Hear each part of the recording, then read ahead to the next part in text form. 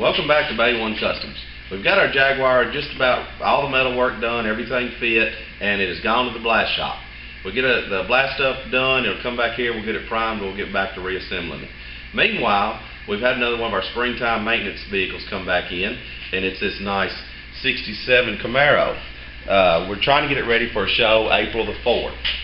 He's wanting me to do a custom console in it, radio, a little bit of tweaking inside on the interior. Then we're going to paint the engine. We're going to redo the intake where it is tarnished a little bit, and modify the shifter. Inside here, I bought an original 67 console.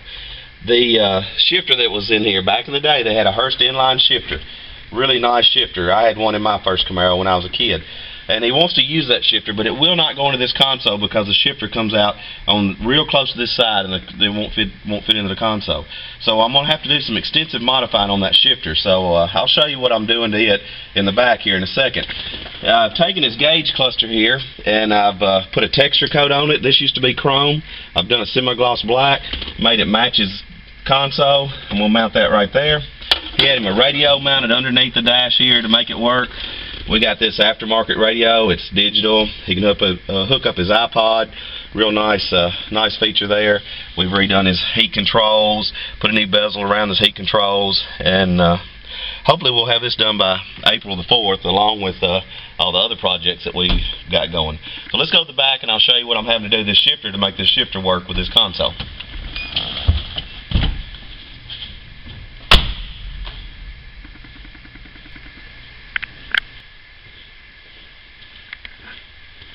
Alright, here's our custom shifter. This shifter was in Kenny Jones's Camaro. I've been working on this Camaro now for several years now. And when he first got the Camaro, it had this Hurst inline shifter in it. I had one of these shifters in my first 68 Camaro when I was 17 years old. Absolutely loved it. Everybody back in the day, this was the shifter to have. Kenny started to take it out of his car. We talked about it. He kept it, and he said he's got more response out of his shifter than almost any feature of the car, because everybody just loves the Hurst inline shifter. But the inline shifter will not work in a factory console. So to make it work, I'm having to move everything over 2 inches, which got a little involved with this lever, and I'm not completely finished yet. I've got a little more. I'm going to put a bracket on it here and a bracket over here. But I've got it where you can actually pull that up, put it in gear, and there's your reverse. I've got and also too, I haven't made it fit completely into the console yet, so I'm just hoping my clearance of my floor and the clearance of the bottom of my console and all that will work out just fine. But if we can pull this off, it's really going to be a nice look in this car. Meanwhile, as we're trying to get this one ready for April the 4th, we just did a power block last week with Kevin on the JADED Mustang that you can see on our web page. Click on the current projects. And that one should air in about 2 to 3 weeks. But while we were down there, John Kurtz was asking me if I had anything else that we could put on the power block for the 17th of April, which will be in about 22 days or so. And I said, I do have one. We don't have it together yet. Let's go over and look at it and show you what we got.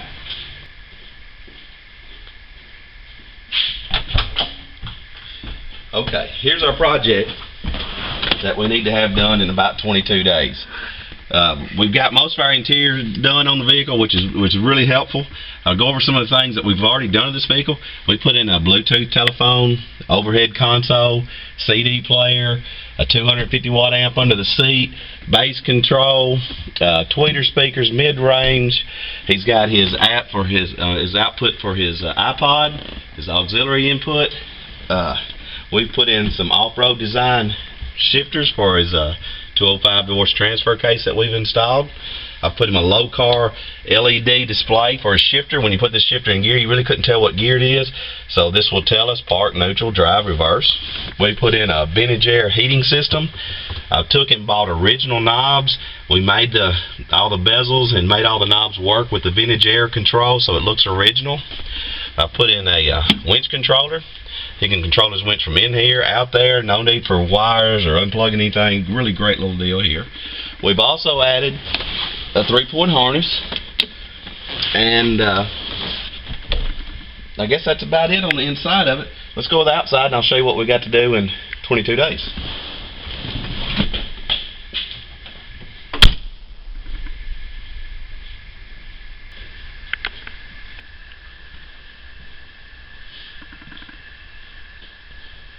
can kind of see what we're up against here. To have all this done in 22 days, it's going to be tough. But we've already got a lot of it done, a lot of it hashed out. This motor, we took the paint code and got a matching paint code for the truck paint. I have cut and modified this pan tremendously to clear our differential. Keeping this truck to the low original ride height was almost impossible. It is going to be a little higher than the ride height that he was wanting to keep it low as possible, but the oil pan to differential clearance has fought us the whole way. Let me show you our differential. This differential in here, we got this out of a half-ton Chevrolet truck, about an 87 model. We've whittled down everything on top of it. We've cut the ends off. We're going to put Ford spline 5 on 4.5-inch centered hubs. It will not have a lockout on it. It'll just be a small factory wheel hub on the end of it. Up here at the front of it, you can see we've got our winch and stuff mocked up. This is a 10,000-pound worn rope winch. We've mounted in between the frame. It's going to come right through the bumper. This is a factory bumper, and then we've taken the factory valance and we've housed it out to where it'll house the winch real nice, and then he'll have his little remote. He can control his winch from out here or inside or whatever he wants to do. Around here on the side, this is a new process divorced unit 205 transfer case. We've got it fit and modified to go in place. We fabricated the cross member for this divorce transfer case. Keep in mind, this was a 2-wheel drive truck that he bought finished. He saw it somewhere, he liked it, and he called me and asked if we could make it into a 4-wheel drive. So that's been the project, is trying to make this into a 4-wheel drive. We've custom ordered springs for it, turned the hangers around. We've got the shackles in the rear now, boxed the frame, changed the motor mounts to get that bar that goes under the oil pan out of it for clearance for that differential unit. On the side of it, if you go to my website, you can click on current projects and see this truck, and there's a link to Severe Ranch.